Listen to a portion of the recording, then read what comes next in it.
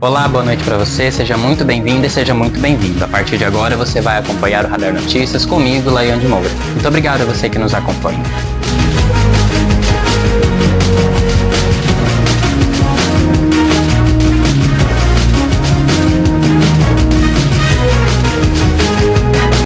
Os casos de reação a assaltos têm aumentado no estado de São Paulo, e isso tem preocupado a Secretaria de Segurança Pública. Veja na reportagem. Imagens das câmeras de segurança registraram um momento de tensão por parte da mulher e a coragem do homem. Esse flagrante foi na zona sul de São Paulo. O casal que caminhava tranquilamente pela rua foi surpreendido por esse assaltante na moto. A vítima, um lutador, ao invés de entregar os pertences, reage. Ele tenta imobilizar o ladrão, que troca socos, chutes e empurrões. Depois de um tempo, o criminoso levanta do chão e consegue fugir, sem levar nada. Essa foi a rua onde aconteceu a tentativa de assalto. Como vocês podem ver, é uma rua tranquila, com pouca movimentação de carro e de pessoas. O casal foi surpreendido bem ali, naquela esquina. E a situação tem deixado os moradores assustados e preocupados. A nossa equipe tentou entrevistar alguns moradores da região, mas com medo, eles preferem não falar. O caso foi atendido pela Polícia Militar, mas até o momento não há registro oficial no sistema da Secretaria da Segurança Pública. A ocorrência deveria ter sido registrada no 11 Distrito Policial de Santo Amaro. Reagir a um assalto é sinônimo de dar algo errado, de ter um risco real de morte ou mortes, ou seja, sua que está reagindo e da sua família, daqueles que estão ao seu redor, seus amigos, enfim. Nunca, em hipótese alguma, reaja a um assalto. O psiquiatra Guido Palomba alerta que reagir a um assalto pode trazer consequências graves. Quando a vítima é pega de surpresa, causa um impulso, e às vezes esse impulso é de reação, mas nunca reaja, porque você nunca vai levar vantagem sobre o criminoso. Segundo esse psiquiatra forense, o instinto de sobrevivência e o medo são gatilhos que muitas vezes levam à reação impulsiva. Essa vivência dolorosa, ela deixa marcas, mas também ela passa. Infelizmente, esse tipo de reação tem se tornado comum. Em outro caso recente, 3 mulheres enfrentaram um assaltante na Chácara Santo Antônio, também na zona sul da capital. Elas conseguiram recuperar os celulares roubados, mas correram risco ao enfrentar o criminoso. Em Diadema, uma mulher foi atropelada por criminosos enquanto passeava com o cachorro. Mesmo machucada, ela protegeu o animal durante toda a ação. Já em Teresina, no Piauí, uma comerciante imobilizou o assaltante e, com a ajuda de uma cliente, chegou a colocar pimenta na boca do suspeito, que acabou preso. Fato é que ninguém sabe como vai se comportar diante de um assalto. O que se sabe é que em casos como esses, o ideal é manter a calma e não reagir. Um homem de 29 anos e 2 funcionários ficaram feridos em uma explosão em uma fábrica de reabastecimento de cilindros de oxigênio em Curitiba. Vejam as imagens que chegaram para nós, porque outros 2 funcionários ficaram feridos. Ouviram a explosão? Pois é, e a explosão aconteceu, para vocês terem uma noção, no momento em que os trabalhadores estavam recarregando um cilindro de oxigênio. E, segundo o Corpo de Bombeiros, esse tipo de cilindro é recarregado com uma pressão muito alta. Um deles pode ter até explodido e provocado a reação em cadeia. Vários objetos foram arremessados na vizinhança. Ainda segundo os bombeiros, não há mais riscos de explosão. O caso está sendo já investigado. O vídeo chegou e o caso aconteceu em Curitiba, no estado do Paraná. E você vai vendo agora, aumenta a explosão agora, ó. Estão recarregando e de repente, olha a explosão, ó. Infelizmente, causou a morte aí de uma pessoa e outros 2 ficaram feridos. 2 crianças de 3 e 5 anos morreram carbonizadas em um incêndio em um prédio abandonado em Boa Vista, no estado de Roraima. Confira. Essas duas crianças faziam parte de uma família venezuelana que vivia em situação de vulnerabilidade em forma improvisada aqui nesse hotel abandonado aqui na capital do estado de Roraima. O incêndio que infelizmente vitimou essas duas crianças, um menino de 3 anos e uma menina de 5 anos, teve início na madrugada da última terça-feira no próprio quarto onde essas crianças estavam dormindo aqui nesse hotel abandonado. Como podemos ver aqui nas imagens, esse hotel realmente está abandonado, temos diversas madeiras, lixo jogado aqui pelo local, inclusive temos pessoas e imigrantes venezuelanos em situação de vulnerabilidade vivendo aqui e dormindo aqui nesse local nesse momento. Nós estamos aqui, esse incêndio teria ocorrido, segundo a hipótese inicial do Corpo de Bombeiros, por conta de um curto-circuito causado por instalações elétricas irregulares. Instalações elétricas essa que eram puxadas de um galpão que fica aqui ao lado desse hotel abandonado. Essa fiação havia sido puxada pelos próprios moradores desse local abandonado diretamente desse galpão aqui. Essa fiação de forma irregular alimentava os quartos aqui onde essas pessoas moravam e vamos seguir acompanhando mais informações sobre esse caso. Infelizmente, esse incêndio vitimou essas duas crianças. Havia também uma terceira criança de apenas 2 anos que conseguiu ser salva por um policial militar que passava aqui pelo local no momento e entrou para resgatar essa criança. Mas, infelizmente, os outros 2 irmãos chegaram a falecer vítimas desse incêndio fatal aqui, desse trágico incêndio aqui na capital do estado de Roraima. No próximo bloco você confere: estudantes vítimas de grave acidente na Paraíba com ônibus escolar são velados. E uma ponte que interligava o bairro Distrito Guarita, aqui em Várzea Grande, cedeu com a força das chuvas, deixando moradores e uma guarnição da Guarda Municipal ilhados. Continue conosco, até já.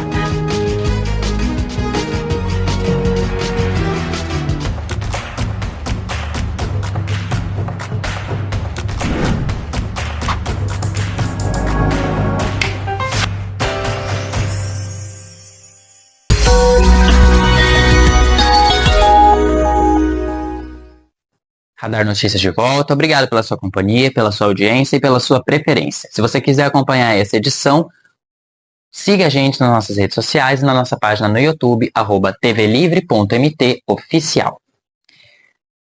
Os estudantes vítimas de um grave acidente envolvendo um ônibus escolar na Paraíba foram velados. Confira agora nessa reportagem.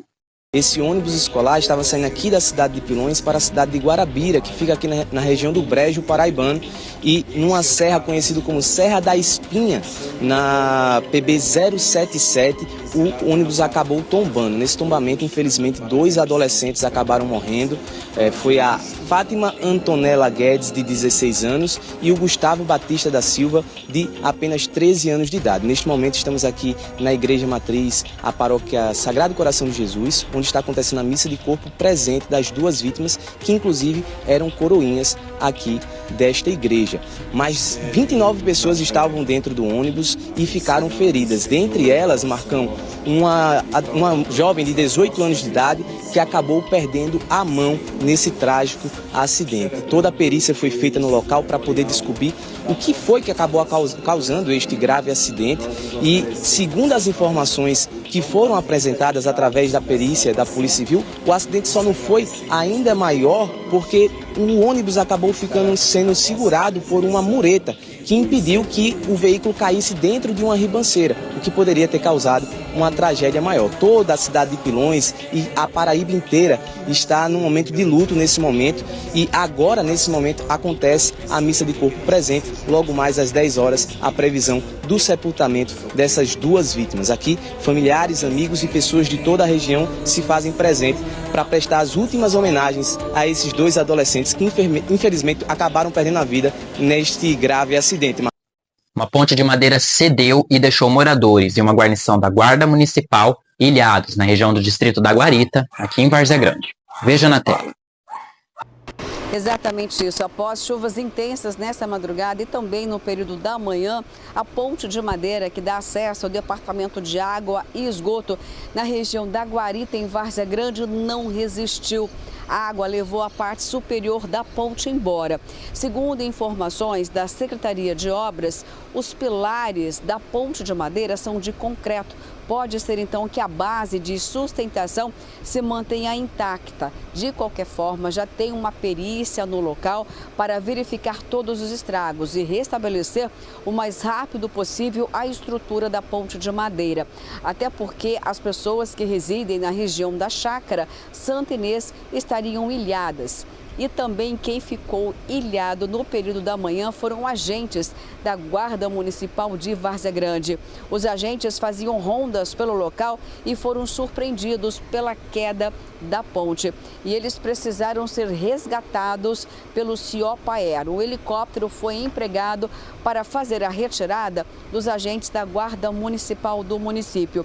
E olha só, tem um alerta laranja e amarelo aqui na nossa região. Fortes chuvas poderão acontecer novamente até toda esta semana. E justamente por conta desta chuva, da correnteza da água, é que a ponte de madeira não resistiu. Mas agora o emprego deve ser rápido para restabelecer a ponte. Olha só essa situação. Um homem foi amarrado e executado com mais de 10 tiros na região do Pedra 90, em Cuiabá. A reportagem é da TV Vila Real. Veja. O corpo da vítima foi localizado aqui próximo do cruzamento da linha 17 com a linha 19, região do Pedra 90, em Cuiabá. Nas imagens do Roberto Garcia, vocês já acompanham o trabalho da equipe da Polícia Civil. As plaquinhas sendo colocadas em cada local que há um possível vestígio que leva à elucidação deste crime. Aparentemente, uma execução, considerando a quantidade de disparos, que é possível ver a olhos vistos logo com a chegada. A vítima estava com as mãos amarradas, né? Semelhante a um homicídio que aconteceu há poucas semanas aqui nessa mesma região. Então há uma possibilidade de que esses crimes eles tenham alguma conexão, mas tudo são informações ainda preliminares.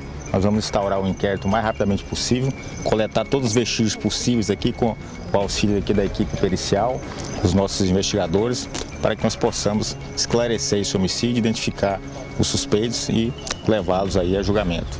Delegado, pela perícia, já dá para precisar mais ou menos quantas horas que essa vítima foi executada ou se ela foi executada aqui no local?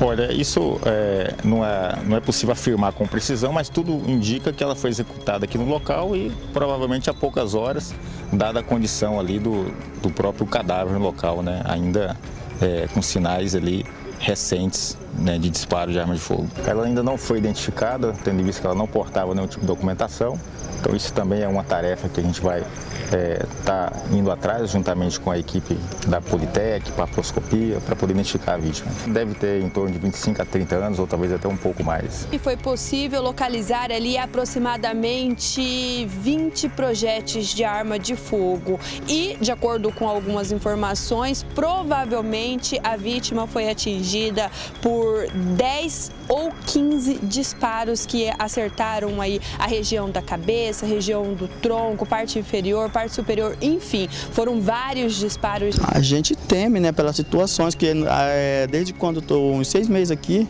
já é o segundo que eu vejo dessa forma, né? A gente muitas vezes está vindo do serviço mesmo, acaba passando, tá aí acontecido, né? E a gente muitas vezes tá com criança, igual esses dias mesmo eu passei, tava um caminhão aqui no escuro, sem farol nenhum, a gente teme pela própria vida, né? E acontece direto, tá acontecendo direto e muitas vezes a gente teme pela família da gente também, né? Se a gente... Aqui é caminho do senhor, o senhor passa frequentemente durante a noite por aqui? Sim, todos os dias, eu saio 5 horas da manhã para trabalhar, que eu rodo no aplicativo, aí eu passo 5 horas da manhã e volto às vezes umas 7 a 9 horas, 10 horas da noite, e aqui fica o caminho da minha casa. Eu tô morando aqui tem uns 6 meses, para menos, né? E já é o segundo, o outro teve ali, estraçalhou a cabeça também com 36 tiros, 35 tiros também, né? Então é lamentável essa situação.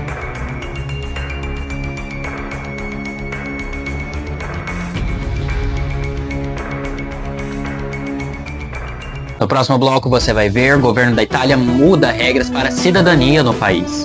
Promotoria dos Estados Unidos pede pena de morte para assassino de bilionário. Essas e outras notícias no próximo bloco. Até já!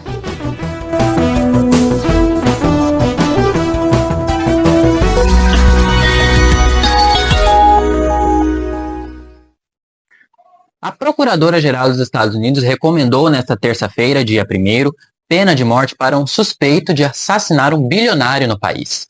Confira. Segundo a procuradora, Luigi Mangione matou o executivo de uma operadora de planos de saúde de forma premeditada e a sangue frio. A medida atende a uma promessa de campanha de Donald Trump de ampliar a pena capital. Brian Thompson foi morto a tiros quando deixava um hotel de Nova York. Luigi Mangione, de 26 anos, foi preso dias após o assassinato. Ele nega o crime. O governo italiano mudou as regras para quem quiser obter cidadania no país. Agora, é preciso ter ligação de sangue com 2 gerações, ou seja, pais ou avós. Veja. Larissa começou a juntar os documentos no ano passado. O tataravô dela nasceu na Itália, só que o novo decreto atrapalhou os planos da jovem. Teoricamente, eu também tenho um pouquinho do sangue italiano correndo aqui, sabe? Aí meio que sai esse senso de pertencimento, é meio que agora eles não acham que eu pertenço mais. Antes, a cidadania era concedida a qualquer pessoa que provasse ter ancestral italiano vivo após 17 de março de 1861, quando o Reino da Itália foi criado. Agora, os descendentes só vão conseguir a documentação se pelo menos um dos pais ou dos avós tiver nascido na Itália. O parlamento italiano tem até 60 dias para analisar, mas a expectativa é que o decreto seja mantido.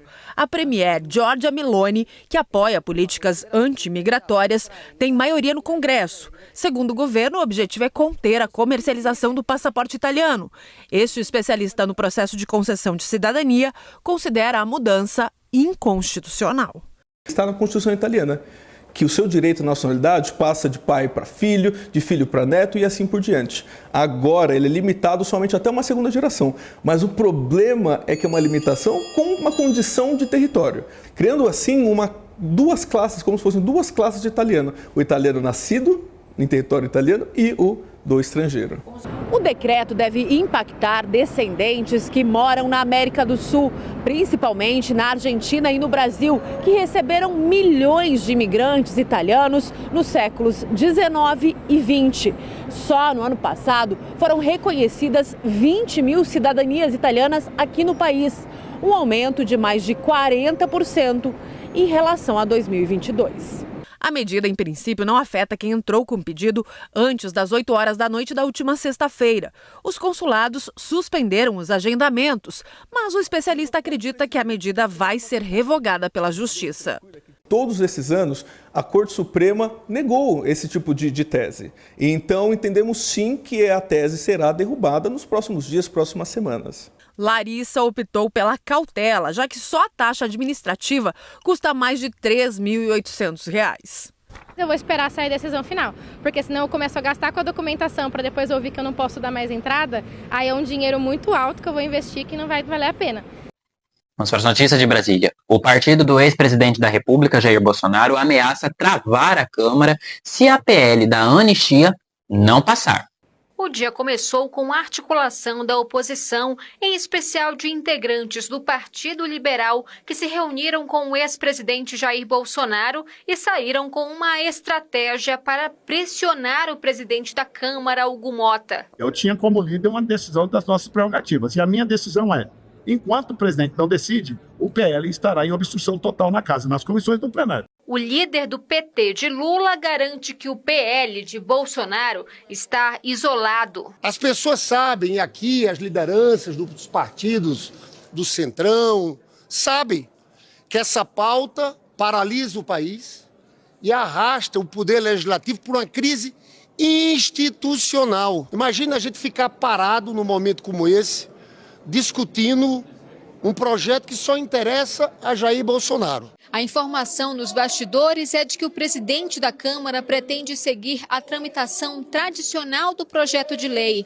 passando primeiro por comissão antes de vir para o plenário. A questão deve ser discutida novamente na quinta-feira em uma reunião de líderes. Em outra frente, o PL anunciou que vai tentar suspender a ação penal que corre no STF contra o deputado Alexandre Ramagem, diretor da ABIN no governo Bolsonaro e hoje réu por golpe de Estado. De acordo com a Constituição, se o partido fizer o pedido e a Câmara aprovar, o parlamentar só será julgado após o fim do mandato. cabe ser impetrada por um partido político a possibilidade do Congresso Nacional, a respectiva casa, de sustar a ação penal. Vai depender do Legislativo demonstrar que não é subserviente ao Judiciário.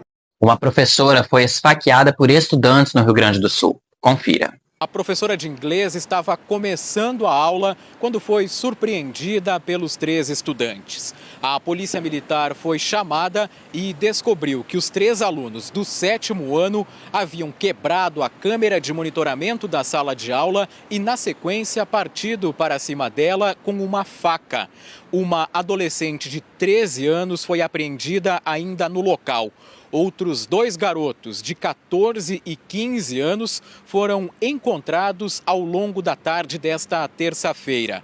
O motivo para a agressão seria a transferência deles para outra instituição de ensino por conta do mau comportamento. Um deles, aliás, tem antecedentes na polícia. A professora recebeu atendimento, está internada em um hospital e não corre risco de morrer. E o Radar Notícias de hoje termina por aqui. Muitíssimo obrigado a você que ficou comigo na edição de hoje. Para rever as nossas reportagens ou a edição completa, basta você acessar a nossa página no YouTube, @tvlivremt.oficial. Você acompanha agora a sua programação local e a gente se encontra amanhã. Eu, você e o Abder Jean, de volta à bancada. Tchau, pessoal. Bom descanso.